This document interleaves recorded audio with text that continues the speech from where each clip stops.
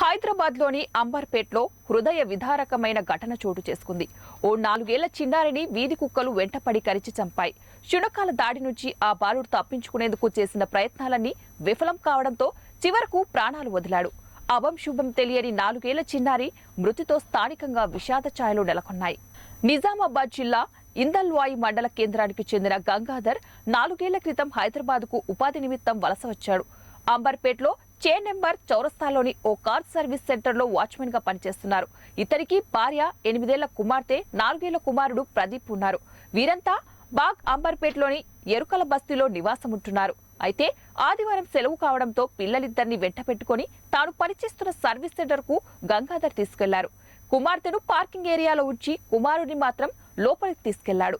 ప్రదీప్ అక్కడే ఆడుకుంటుండగా గంగాధర్ మాత్రం తన పనుల్లో నిమగ్నమైపోయాడు. ఈ క్రమంలో బాలుడు అక్క కోసం క్యాబిన్ వైపు నడుచుకుంటూ వస్తుండగా ఒక్కసారిగా వీధి కుక్కలు వెంటపడ్డాయి.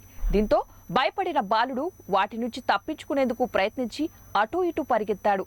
కానీ ఎంతకీ వదలని శునకాలు మాత్రం ఒకదాని తర్వాత మరొకటి దాడి చేయడంతో ఆ బాలుడు కింద పడిపోయాడు. ఒక దశలో ఓ కుక్క కాలు, మరొకటి చెయ్యి, నోటి కరుచుకొని చెరోవైపు లాగడంతో బాలుడు తీవ్రంగా గాయపడ్డాడు.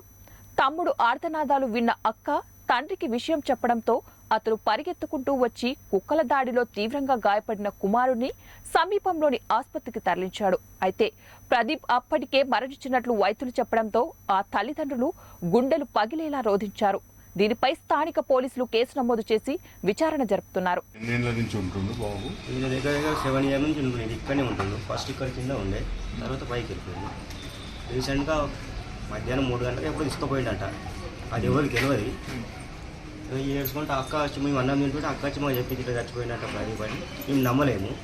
నమ్మక మనం ఫోన్ చేసినాము. ఫోన్ చేస్తే కరెక్టే నా కొడుకు చచ్చిపోయిందని చెప్పి